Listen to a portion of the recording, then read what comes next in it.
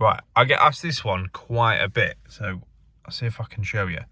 So a car with one touch, so where you take your hand off and it undoes, and then same again, and you pull it back up.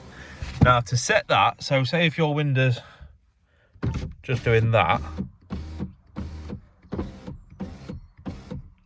as in your one touch has stopped working, just to set that, so all you do is have the window all the way closed like that, and then you've got to listen out for a click. So if you pull and hold the button in the closed position, listen for the click.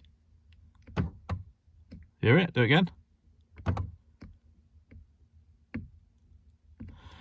And that's it. So I'll do it one more time. So all the way up.